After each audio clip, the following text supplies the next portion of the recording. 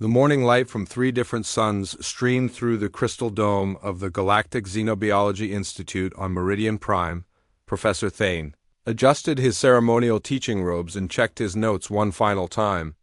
Today would be special because he had discovered something remarkable about a primitive species from a small blue planet in the outer rim territories. Students from across the galaxy filled the amphitheater seats. Kira stretched her graceful Procyon limbs and activated her recording device with delicate tentacle movements. Dex used 2 of his 6 Centauran arms to organize his study materials while the other 4 took detailed notes. Roth floated in his atmospheric suit, gas swirling excitedly as he prepared for another fascinating lecture about primitive life forms. Professor Thane activated the holographic display system and smiled at his eager students. His crystalline Altarian features caught the light beautifully as he began speaking in his most authoritative voice. The Institute had granted him this prestigious position because of his groundbreaking research into violent species evolution patterns. My dear students, today we examine the most savage species yet discovered in our galactic surveys, Professor Thane announced with dramatic flair. From the third planet of the Sol system comes a species so primitive and bloodthirsty that their very bones tell stories of endless violence and brutality. The holographic display flickered to life, showing detailed images of human skulls from various archaeological sites on Earth. The alien students gasped and chittered nervously as they observed the strange bone structures floating before them. None had ever seen anything quite like these peculiar arrangements of calcium deposits. Observe these remarkable killing instruments embedded directly into their skeletal structure. The professor continued, pointing his laser indicator at the teeth. Notice how evolution has crafted these creatures into perfect biological weapons.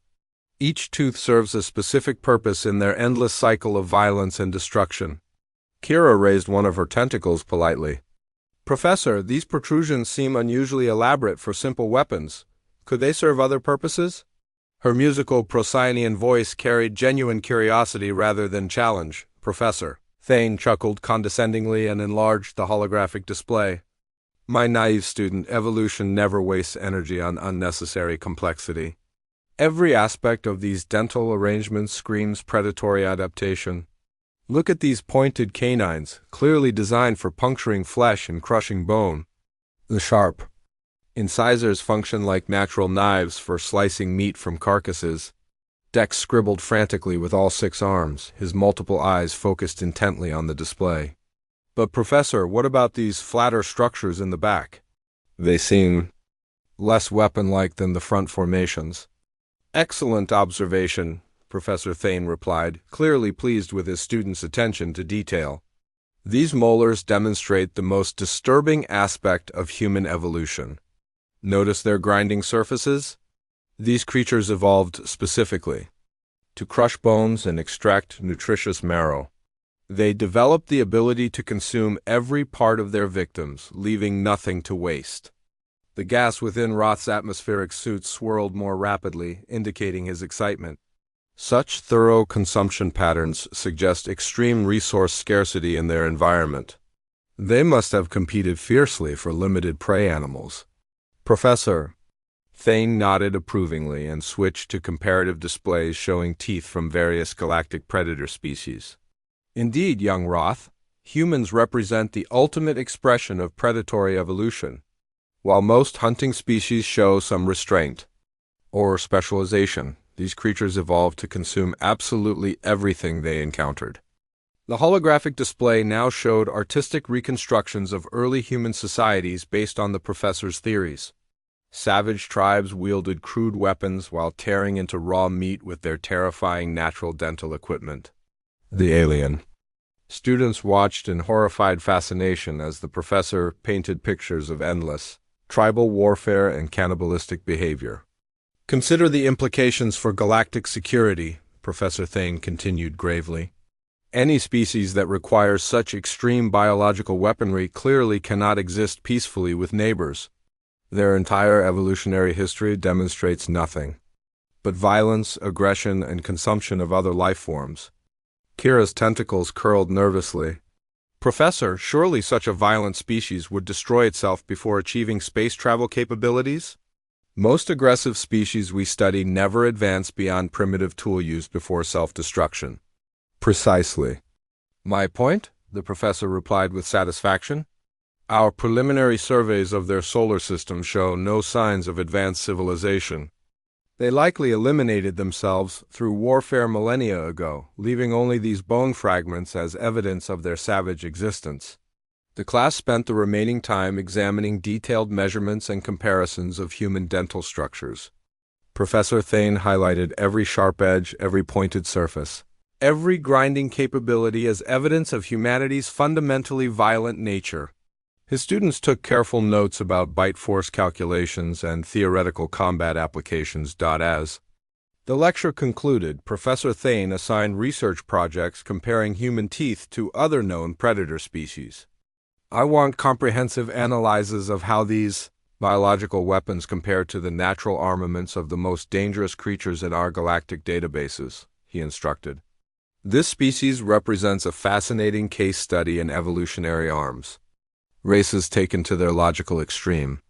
The alien students filed out of the amphitheater, chattering excitedly about their assignments. None questioned their professor's interpretations because his theories aligned perfectly with established xenobiological principles. Predators had sharp teeth, herbivores had flat teeth, and intelligent species evolved from careful omnivores who learned cooperation. Professor Thane remained in the empty lecture hall, admiring his holographic displays of human dental structures. He felt proud of his groundbreaking research into what he considered the most perfectly evolved killing machines in galactic history. Tomorrow he would submit his findings to the Journal of Xenobiological Studies, confident that his work would revolutionize understanding of predatory evolution. The three sons continued their slow dance across Meridian Prime sky as Professor Thane finally packed away his materials. He looked forward to presenting his research at the upcoming Galactic Scientific Conference, where his theories about human savagery would undoubtedly earn him the recognition he deserved. Little did he know that everything he believed about humans was completely wrong. 3 days after Professor Thane's memorable lecture about savage human predators, the peaceful campus of the Galactic Xenobiology Institute experienced its first real surprise in decades. A sleek starship materialized in the designated landing zone with technology so advanced that it made the Institute's own vessels look like children's toys. Director Vell hurried across the crystalline walkways toward the landing pad, her elderly Andromedian features creased with worry. The ship bore diplomatic markings from something called the Terran Federation, and had requested permission to conduct a cultural exchange presentation. The timing seemed far too coincidental to be accidental. Ambassador Emma Walsh stepped gracefully down the ship's boarding ramp, her simple blue uniform and confident demeanor immediately commanding respect from the gathered alien faculty members. She appeared nothing like the savage predator Professor Thane had described to his students just days earlier. "Greetings, Director Vell," Ambassador Walsh said warmly, extending her hand in the traditional human greeting gesture. "Thank you for welcoming our diplomatic mission to your prestigious institution. We're honored to share knowledge with the galaxy's leading xenobiological researchers." Director Vell tentatively accepted the handshake, marveling at how gentle and controlled the human's grip felt. According to Professor Thane's theories, this creature should have been crushing bones and tearing flesh with those supposed biological weapons embedded in her skull. "Welcome to Meridian Prime, Ambassador Walsh," Director Vell replied carefully. "We're always eager to learn about newly contacted species, though I must admit your arrival raises some interesting questions about our current research." Other faculty members gathered around the diplomatic party, whispering nervously among themselves. Professor Thane hung back from the crowd, studying Ambassador Walsh with intense curiosity. Her presence contradicted everything his research had suggested about human development and civilization. Ambassador Walsh noticed the tension immediately and addressed it with diplomatic skill. "Director, I understand your researchers have been studying human evolution, particularly our dental adaptations. We've received reports about some of your preliminary conclusions through our intelligence networks. The alien faculty members exchanged worried glances. They had spent years teaching students about humans as primitive savages, and now one stood before them speaking multiple galactic languages fluently and demonstrating clearly advanced technological capabilities. Perhaps there have been some misunderstandings about our species, Ambassador Walsh continued gently. We'd be delighted to clarify any confusion and share accurate information about human development and culture. Professor Thane finally stepped forward, his crystalline features dim with embarrassment. Ambassador, our studies of your species focus primarily on biological evidence, specifically your remarkable dental evolutionary adaptations. We concluded that such sophisticated biological weaponry indicated a highly aggressive predatory society. Ambassador Walsh listened politely, though her eyes sparkled with barely contained amusement. I see. And these conclusions led you to believe we were primitive savages who likely destroyed ourselves through endless warfare? Precisely, Professor Thane admitted reluctantly. Every xenobiological principle supports the theory that species with such advanced natural weapons cannot achieve true civilization due to their inherently violent nature. The human ambassador nodded thoughtfully, clearly considering her diplomatic response carefully. Around them, alien students had begun gathering, at respectful distances, sensing that something historically significant was about to unfold. Professor Thane, your research methods appear quite thorough, though I believe your interpretations may have been influenced by certain assumptions about evolutionary development, Ambassador Walsh said diplomatically. Would you be interested in hearing the actual story of human dental evolution? Director Vell intervened quickly, recognizing an opportunity to salvage the Institute's reputation. Ambassador, we would be tremendously honored if you would address our advanced xenobiology class. Professor Thane's students are particularly interested in human evolutionary patterns. I would be delighted, Ambassador Walsh replied with genuine enthusiasm, though I should warn you that the truth about human teeth might surprise everyone involved.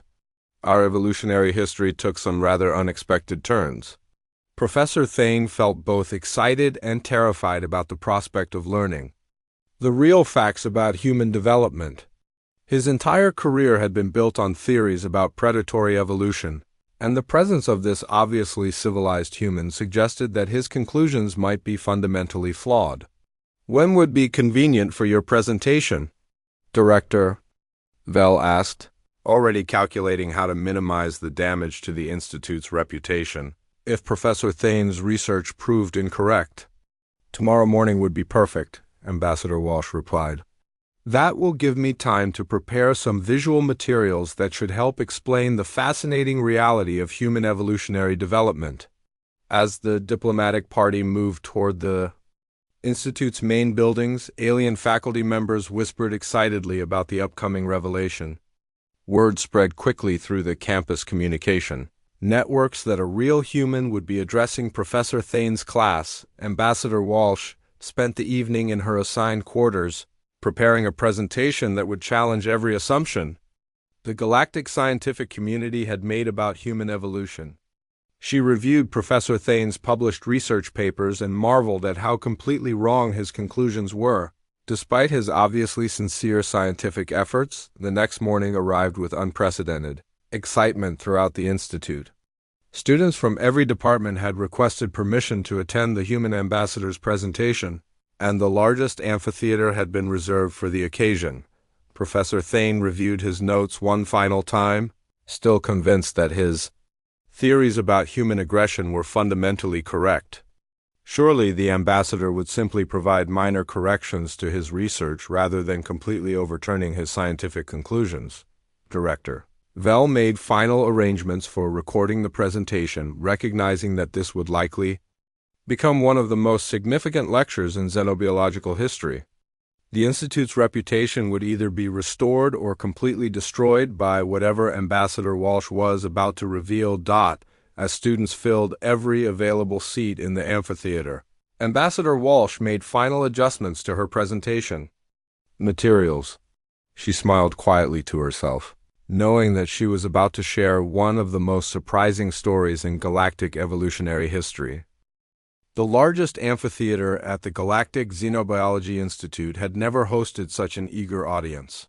Students from every department crowded into seats hung from balconies and pressed against walls to witness what promised to be the most significant lecture in recent galactic history. Ambassador Emma Walsh stood calmly at the podium, completely unfazed by the hundreds of alien eyes focused intently upon her. She had given presentations to hostile alien councils, defended Earth's interests before skeptical galactic tribunals, and negotiated treaties with species who initially considered humans to be dangerous primitives. Professor Thane introduced her with obvious nervousness, his crystalline features flickering uncertainly as he struggled to reconcile his research with the reality of having a clearly civilized human standing in his lecture hall. Esteemed colleagues and students, Ambassador Walsh began, her voice carrying clearly throughout the packed amphitheater. I understand you've been studying human evolution, particularly our dental adaptations. Your Professor Thane has developed some very creative theories about their purpose and significance. She activated the holographic display system and immediately filled the space above the podium with images that made the alien audience gasp in surprise. Instead of savage tribal warfare, they saw gleaming human cities, magnificent art galleries, advanced hospitals, and schools filled with laughing children. Before we discuss teeth, let me show you what human civilization actually looks like. Ambassador Walsh continued warmly. We've built societies focused on healing, learning, creating, and nurturing our young. Our cities are designed for cooperation rather than conflict. Kira's tentacles curled with confusion as she watched images of humans working together in laboratories, teaching children in classrooms, and caring for sick patients in hospitals. This contradicted everything she had learned about predatory species behavior. Now, regarding our dental evolution, Ambassador Walsh said, switching to comparative images of human teeth alongside those of various Earth animals. Professor Thane's conclusions about our teeth being biological weapons are understandable, given certain assumptions about evolutionary development. The amphitheater fell completely silent as every alien present leaned forward with intense anticipation. This was the moment they had all been waiting for. However, I'm afraid your theories about human aggression are based on a fundamental misunderstanding.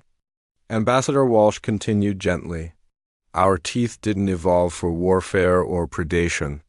They evolved for something far more challenging than hunting other animals. She paused dramatically, making eye contact with students throughout the amphitheater. They evolved for eating plants. The silence that followed was so complete that the atmospheric recycling system seemed thunderously loud. Dex's 6 arms froze simultaneously, his writing implements suspended in mid-air. Roth's gas swirled so slowly it appeared almost solid. Professor Thane's crystalline features went completely dark with shock. But that's impossible, he whispered, though his voice carried clearly in the absolute silence. Herbivorous species don't develop such complex dental structures. Actually, they do, Ambassador Walsh replied with a warm smile. Earth's plant life presented unique evolutionary challenges that required remarkable dental adaptations. Let me show you what I mean.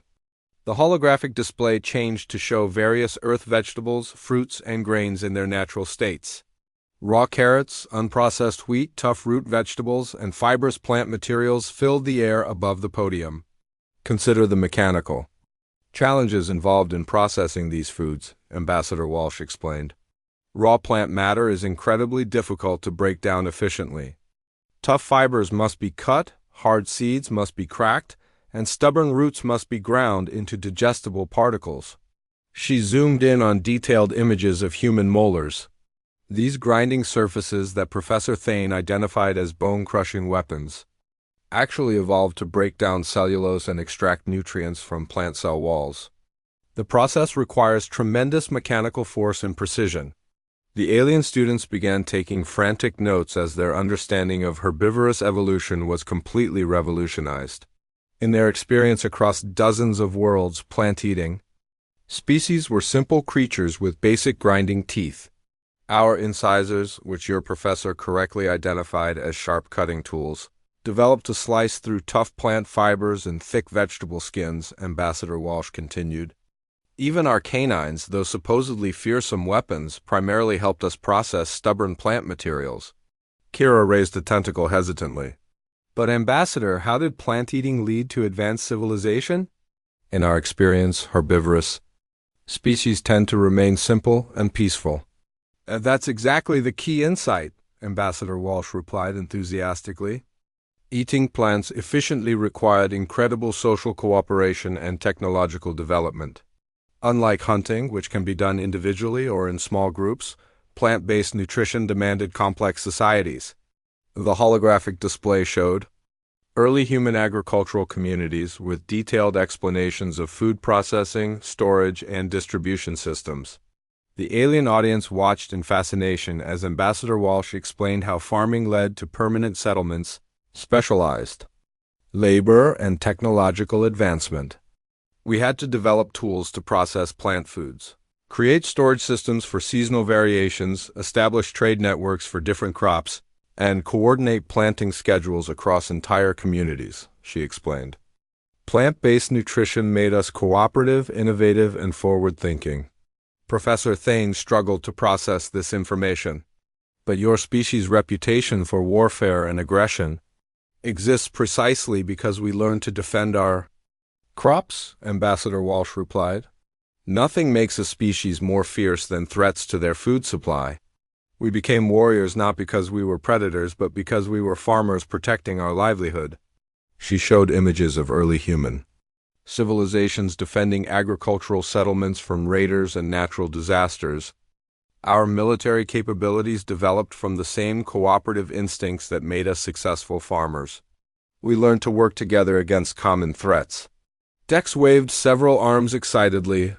So human technological advancement came from processing plant foods rather than hunting? Exactly, Ambassador Walsh confirmed.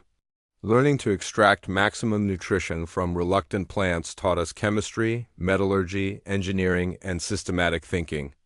We became intelligent because vegetables are incredibly challenging to eat efficiently. The revelation sent shockwaves throughout the amphitheater as alien students realized that everything they thought they knew about evolutionary development had been completely wrong. The most advanced species they had encountered achieved civilization.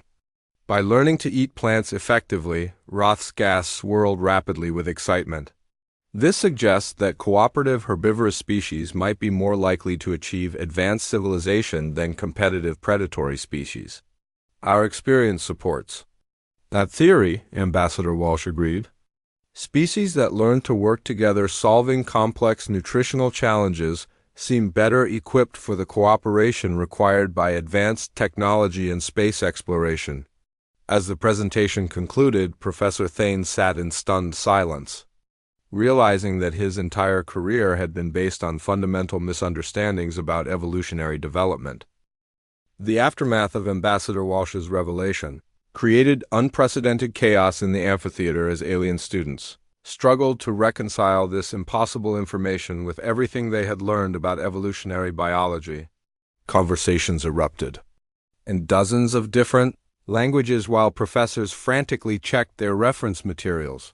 Professor Thane remained frozen in his seat, his crystalline features flickering between different colors as his mind attempted to process the complete collapse of his life's work. Every xenobiological principle he had ever studied insisted that herbivorous species develop simple, peaceful societies with basic grinding teeth. Ambassador Walsh, called out a senior student from the back rows, this contradicts fundamental evolutionary patterns observed across hundreds of worlds. How do you explain such a dramatic deviation from universal biological development? Ambassador Walsh nodded thoughtfully, clearly expecting this challenge. That's an excellent question that gets to the heart of why Earth's evolutionary path proves so unique. Let me show you some specific examples of the challenges our ancestors faced. The holographic display switched to detailed molecular structures of various Earth plants. Complex cellulose arrangements, toxic alkaloids, and defensive compounds filled the air above the podium in intricate three-dimensional models. Earth's plant life evolved sophisticated chemical and mechanical defenses against consumption, Ambassador Walsh explained. Unlike the simpler vegetation found on most worlds, our plants actively resisted being eaten through toxins, tough fibers, and protective structures. She zoomed in on images of early human food preparation sites, showing evidence of elaborate processing techniques. Our ancestors had to develop fire, tools, and complex preparation methods just to make basic plant foods digestible. This required unprecedented levels of cooperation and innovation. Kira's tentacles twisted nervously as she raised another question. But surely such challenging nutrition would limit population growth and technological development rather than encourage it? Actually, the opposite occurred, Ambassador Walsh replied with enthusiasm. The difficulty of extracting nutrition from plants forced us to become incredibly efficient and innovative. We couldn't waste any food resources, so we learned to process every part of every plant we encountered. The display showed archaeological evidence of early human grain processing, root preparation, and fruit preservation techniques. The complexity of these ancient food systems impressed even the most skeptical alien observers. We developed mathematics to calculate optimal planting schedules, chemistry to improve food processing, and engineering to build storage and distribution systems, Ambassador Walsh continued. Plant-based nutrition demanded scientific thinking. Millennia before we even knew what science was. Dex scribbled frantically with all 6 arms while asking, "How did this lead to your species' remarkable military capabilities? Surely farmers would remain peaceful?" Ambassador Walsh's expression became more serious. Here's where most galactic species misunderstand human nature. We didn't become warriors because we were naturally aggressive. We became fierce because farming requires defending enormous investments of time and effort. The holographic display showed early agricultural settlements under attack from raiders and natural disasters. Imagine spending months preparing soil, planting crops, tending fields, and building storage systems, only to have everything destroyed by raiders or natural disasters. That kind of loss motivates incredible defensive capabilities. Professor Thane finally found his voice, though it trembled with uncertainty. But Ambassador, your reputation for conquest and expansion throughout your solar system stems directly from our agricultural background, Ambassador Walsh replied patiently. We learned to terraform hostile environments because we had thousands of years of experience making barren land productive. What you call conquest, we call farming on a planetary scale. She displayed images of human colonies on Mars, Europa, and other previously uninhabitable worlds.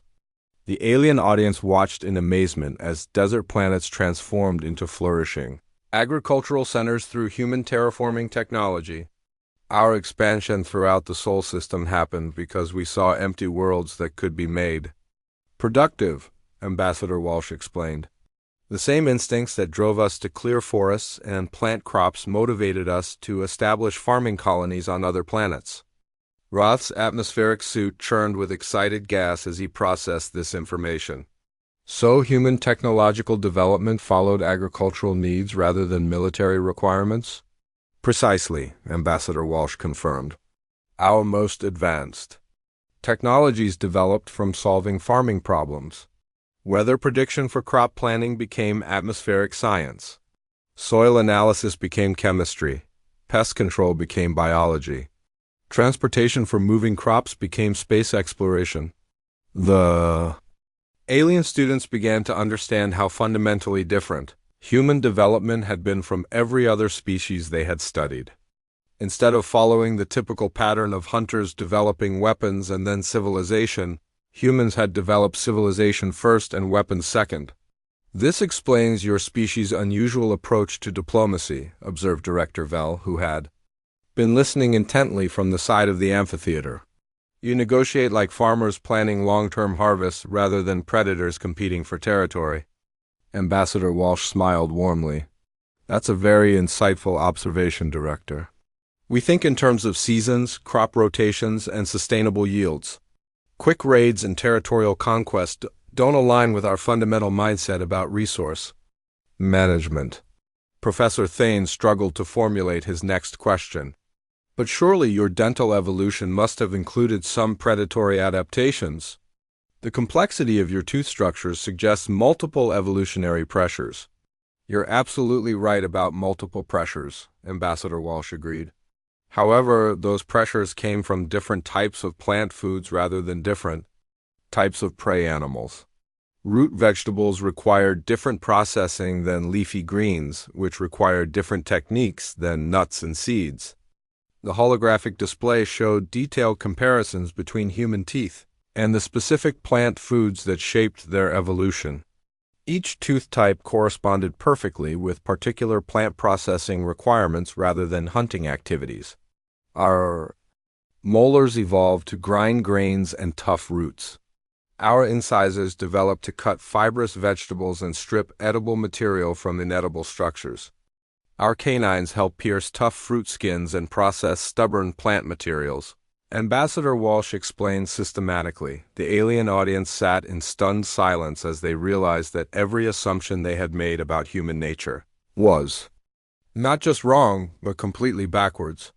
The species they had considered savage predators were actually the most successful farmers in galactic history. 6 months after Ambassador Walsh's groundbreaking presentation, the ripple effects of her revelation had transformed xenobiological studies throughout the galaxy.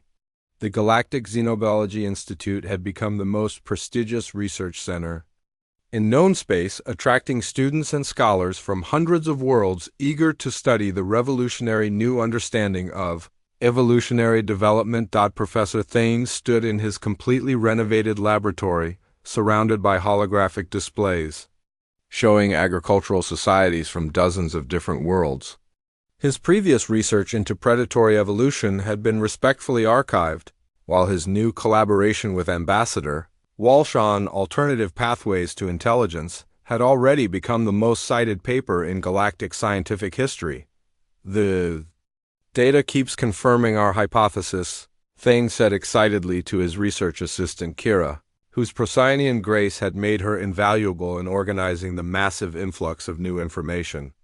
Cooperative agricultural societies consistently demonstrate higher rates of technological advancement than competitive hunting cultures. Their research had identified 17 different species across the galaxy that had achieved advanced civilization through plant-based agricultural development. Each had been previously misclassified as primitive or extinct because their dental structures didn't match expected predatory patterns. Dex had become famous throughout Centaurian space for his comprehensive analysis of how farming techniques translated into engineering principles.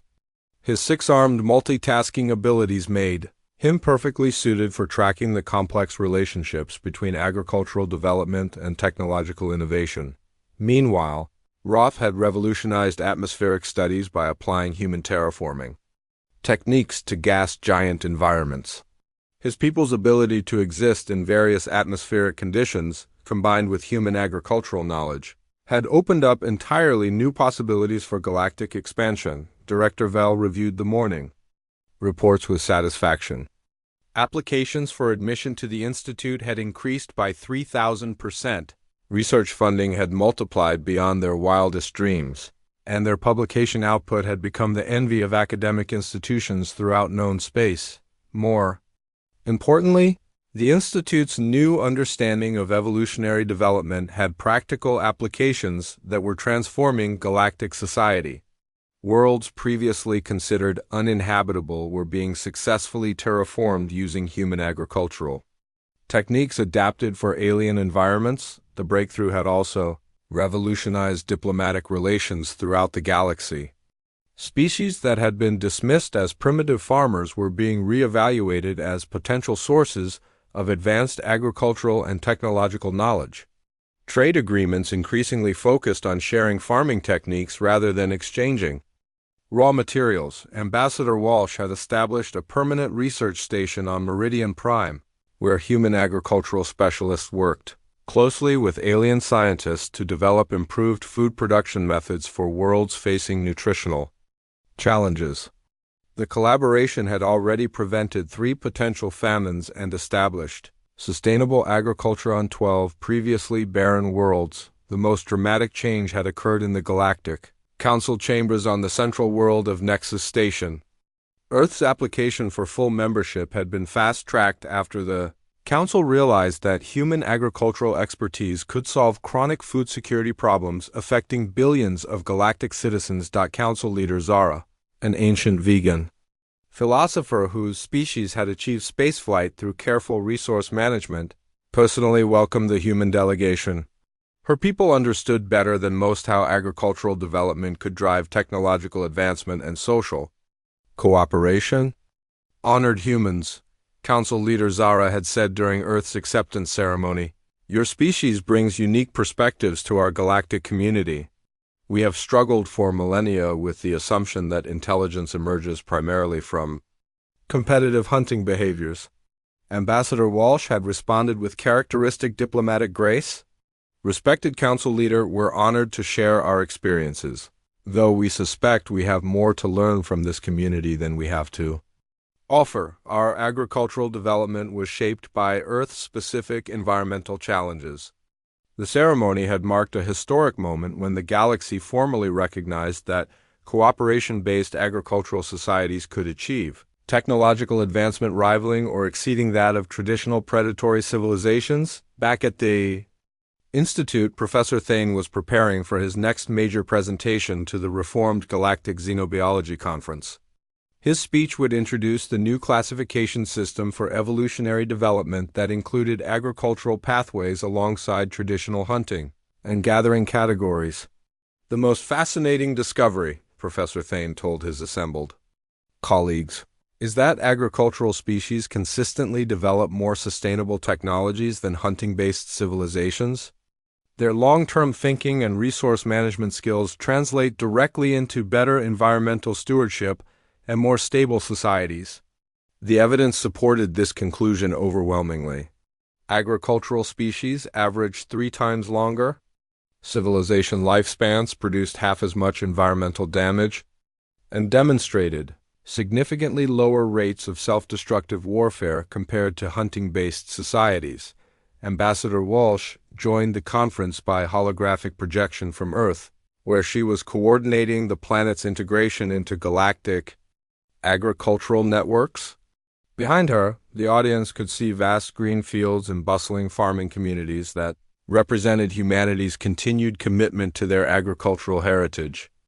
"Esteemed colleagues," Ambassador Walsh addressed the conference participants, "our collaboration over these past months has demonstrated something remarkable about intelligence and civilization. The universe offers multiple pathways to advancement, and agricultural cooperation may actually be more conducive to long-term success than competitive hunting." The implications extended far beyond academic theory. Military strategists throughout the galaxy were reevaluating their assumptions about human capabilities, realizing that a species shaped by agricultural cooperation might approach conflicts very differently than traditional warrior cultures. Economic planners were discovering that human trade preferences focused on sustainable resource development rather than resource extraction, leading to more profitable long-term partnerships than conventional competitive relationships. As the conference concluded, Professor Thane reflected on how completely his understanding of evolution and intelligence had changed. The universe had proven far more complex and wonderful than anyone had imagined, with intelligent life emerging through pathways that challenged every previous assumption about biological development. The final presentation of the conference featured a joint human-alien research team announcing their discovery of 3 more agricultural civilizations in previously unexplored sectors. Each represented unique solutions to the challenges of extracting nutrition from difficult plant sources, and each had developed remarkable technologies through cooperative farming societies. Ambassador Walsh concluded her remarks with words that would be remembered throughout galactic history. "The greatest lesson we've learned is that intelligence emerges from solving challenging problems cooperatively. Whether those challenges involve hunting prey or growing crops, the key to advancement lies in working together toward common goals."